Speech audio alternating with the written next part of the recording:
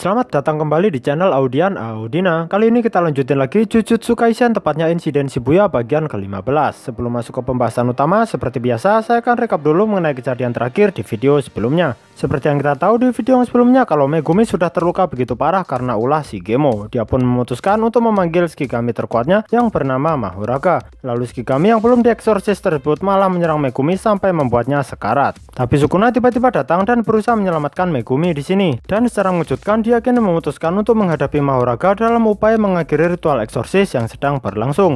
Mampukah sang Raja Kutukan ini mengalahkan Mahoraga? Mari kita masuk saja ke pembahasan utamanya ya sekarang. Shikigami terkuat. Pertempuran antara Raja Kutukan dan Shikigami terkuat nggak bisa terhindarkan lagi. Keduanya sudah bersiap dengan kuda-kuda bertarungnya masing-masing. Yang menyerang lebih dulu ternyata malah Mahoraga. Dia mengayunkan semacam pedang yang tertanam di lengan kanannya ke arah Sukuna. Lawannya ini berusaha menangkisnya dengan menggunakan tangan kanannya. Bisa dilihat serangan Mahoraga ini mampu mendesak lawannya sampai terdorong ke bawah. Tempat berpijak sang Raja Kutukan ini sampai retak dan hancur. Oh iya, sebagai detail tambahan saja, pedang yang dipakai Mahoraga di sini terlihat seperti dialiri suatu energi. Dalam posisi menahan pedang dengan tangannya, kini mulai terlihat tangan dari Sukuna tertepas sedikit demi sedikit akibat pedang yang dipakai oleh Mahoraga. Menyadari hal ini, dia langsung melompat untuk menghindari kejadian yang gak diinginkannya. Dia pun tapi nggak hanya sekedar menghindar begitu saja, dia melompat ke dekat dari wajah Mahoraga lalu melakukan pukulan beruntun tepat ke arah muka dari lawannya ini. Belum selesai sampai di situ saja, Sukuna kemudian menggunakan salah satu kemampuannya yang bernama Dismantle. Ya, pada dasarnya ini berupa tebasan. Serangan ini diarahkan langsung ke lawannya, dan terlihat kalau tebasan ini mampu menyayat tubuh bagian atas milik Mahoraga. Luka yang diterima Shikigami ini tapi tergolong nggak begitu dalam, padahal dampak serangan Sukuna ini sampai bisa melubangi bangunan yang berada tepat di belakang Mahoraga. Ya, serangan ini nggak begitu berdampak pada lawannya, tapi siapa yang mengira Mahoraga bisa dibuat berlutut satu kaki setelah menerima serangan pembuka dari Sukuna di sini. Dalam adu serangan yang begitu singkat barusan, Sukuna juga bisa langsung menganalisis beberapa kemampuan yang dimiliki lawannya ini. Dikatakannya kalau pedang yang ada di lengan kanan Mahoraga adalah pedang pemusnah yang dikhususkan untuk melawan suatu arwah kutukan. Pedang itu pun dialiri suatu energi positif yang sama dengan teknik kutukan pembalik. Kalau saja Sukuna itu arwah kutukan biasa, serangan awal Mahoraga tadi pasti sudah menghabisinya. Di lain pihak, ada hal unik yang terjadi pada Mahoraga. Roda bergagang 8 yang ada di punggungnya tiba-tiba berputar sedikit. Kemudian saat sudah berhenti, luka tebasan yang ada di tubuhnya langsung sembuh seketika. Atau bisa dikatakan langsung hilang malahan. Kayaknya ini semacam kemampuan regenerasi miliknya. Sukuna pun kemudian sadar kalau ada suatu hal yang dilakukan lawannya ini. Untuk memastikannya, kini dia pun melayangkan tebasannya lagi. Secara mengejutkan, Shikigami bernama Mahoraga ini bisa menangkis dan memantulkan tebasan tak terlihat milik Sukuna ini. Dugaan sementara Sukuna sih ada kemungkinan Mahoraga bisa melihat teknik kutukan yang lawannya gunakan. Dan sekarang giliran Mahoraga yang menyerang lagi dengan menggunakan pedangnya. Sukuna langsung siap-siap bertahan. Sayangnya kali ini serangan Mahoraga terlampau dahsyat. Sang Raja Kutukan ini terlempar begitu jauh sampai menembus beberapa gedung. Dia tapi langsung berusaha bangkit kembali. Dan di momen ini juga Mahoraga melayangkan pedangnya kembali tepat ke wajah dari lawannya ini.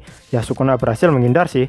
Dia bahkan langsung menyerang balik dengan menendang muka lawannya tersebut. Setelah itu dia mengunci kepala Mahoraga dengan kedua kakinya. Telapak tangan Sukuna kini diletakkan tepat di wajah lawannya ini. Kali ini giliran Sukuna yang menyerang. Tebasannya begitu dahsyat sampai bisa memotong suatu gedung. Terlihat juga Mahoraga tertepas dari ujung kepala sampai bagian perutnya. Belum selesai sampai di situ, tebasan Sukuna ini ternyata juga mengempaskan lawannya sampai terbang tinggi ke udara. Saat Mahoraga masih melayang di udara, Sukuna juga langsung menendangnya kembali ke tanah dengan begitu keras.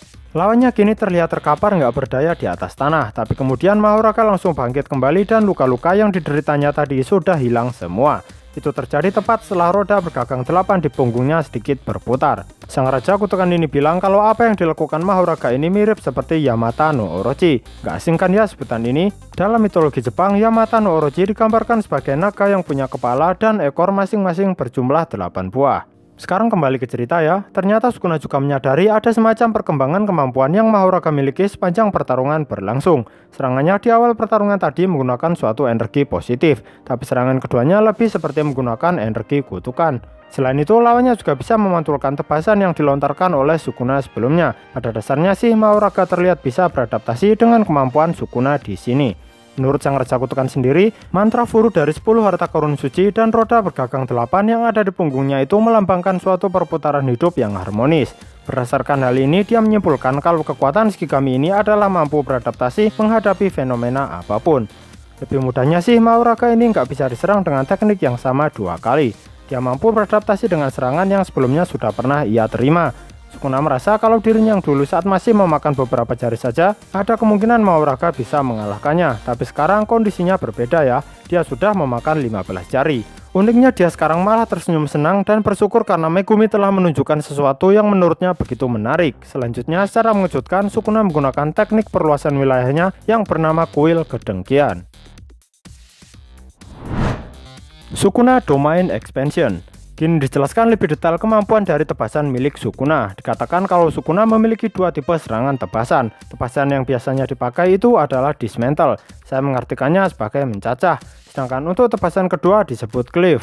Ini saya menyebutnya membelah, di mana dikatakan tebasan cleave ini penggunaannya bisa disesuaikan tergantung pada kekerasan targetnya dengan cara menentukan seberapa banyak energi kutukan yang dibutuhkan untuk membelah target hanya dalam 1 kali ayunan saja. Selain itu, di sini dijelaskan juga detail dari kuil kedengkian milik Sukuna. Perluasan wilayah miliknya ini berbeda dengan yang lain. Wilayahnya ini bukan suatu ruangan terpisah yang dilapisi suatu perisai. Kenyataannya, kuil kedengkian merupakan ruangan terbuka tanpa suatu perisai apapun. Kemampuan membuat suatu wilayah tanpa memakai perisai itu diibaratkan seperti seorang pelukis yang melukis di udara.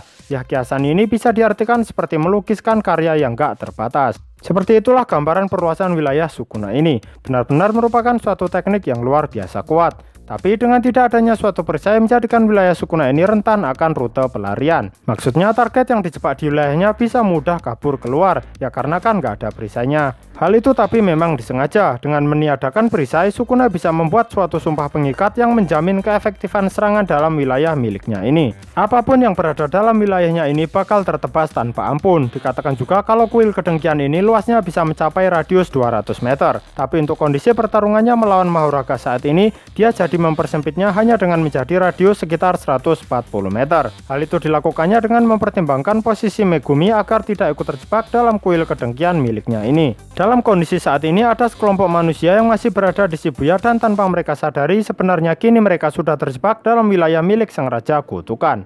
Diperlihatkan juga Inumaki Toge juga terjebak di sini. Sekarang tebasan tanpa henti milik Sukuna dalam kuil kedengkiannya pun dimulai. Kelompok manusia yang terjebak tadi plus Inumaki otomatis terkena dampak dari serangan ini. Untuk makhluk hidup atau apapun yang memiliki energi kutukan dan berada dalam jangkauan serangannya, di sini Sukuna menggunakan tebasan cleave. Sedangkan untuk benda mati, dia menggunakan tebasan dismantle. Hingga kuil kedengkian ini lenyap, dia bakal terus menebas semua benda atau apapun yang berada dalam jangkauan serangannya ini. Terlihat di sini Mahoraga terkena tebasan yang sudah nggak terhitung jumlahnya. Dampak serangan ini pun sampai membuat gedung-gedung hancur dan berterbangan bagaikan kapas. Di area sekitaran Sukuna berdiri pun terlihat sudah rata dengan tanah. Tebasannya ini benar-benar memotong semua yang ada di sekitarnya. Hal ini perlu dilakukan karena menurutnya satu-satunya cara mengalahkan Mahoraga adalah dengan menyerangnya dengan suatu serangan baru sebelum dia bisa beradaptasi. Tebasan cleave memenuhi kriteria tersebut, namun pada kenyataannya Shikigami 1 ini bisa beradaptasi dengan tebasan dismantle maupun cleave.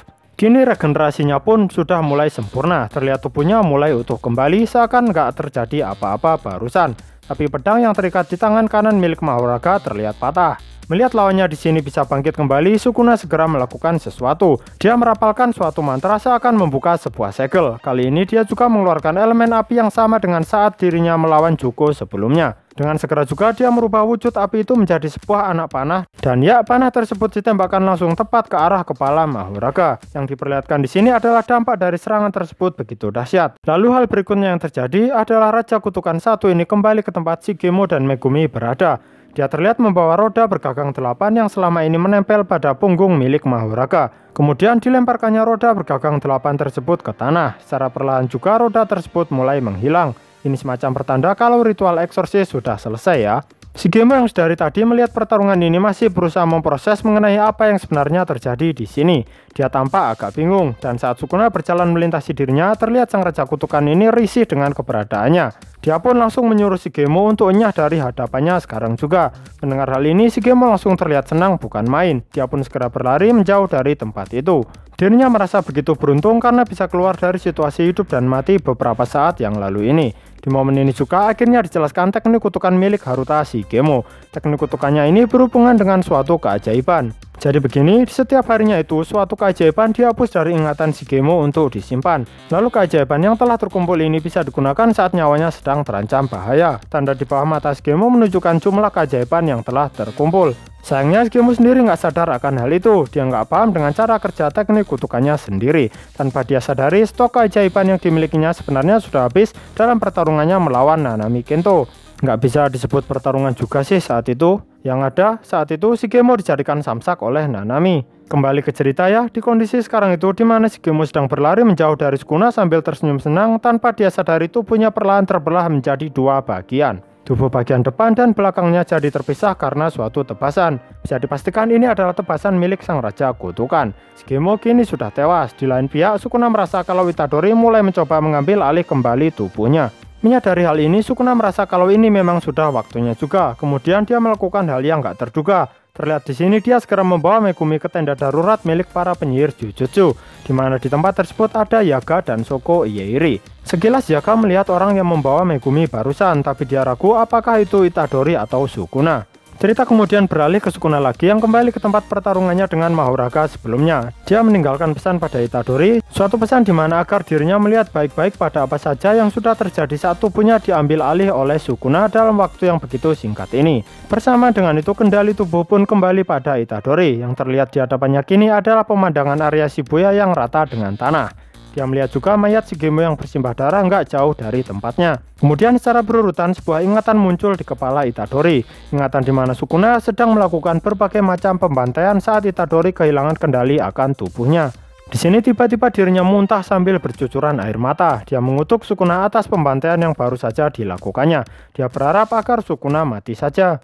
Di momen ini emosi dan pikirannya begitu kacau. Dia tiba-tiba juga teringat dengan momen di mana dia dulu hendak dieksekusi oleh para petinggi Jujutsu. Pada awalnya dia mempertanyakan keputusan para petinggi Jujutsu di kala itu. Tapi setelah tragedi barusan dia kini paham betul kenapa dia memang harus dieksekusi. Dia juga teringat dengan motivasinya sendiri yang dengan percaya diri pernah mengatakan kalau dirinya sendirilah yang bakal menentukan bagaimana cara dia bakal mati. Setelah mengingat hal itu, Itadori pun kian terpuruk di sini. Tapi kemudian muncul suatu ingatan dari kakeknya yang berpesan padanya kalau memang sudah tiba waktunya untuk mati kelak, lebih baik meninggallah dengan diantar oleh banyak orang yang selama ini peduli kepadamu.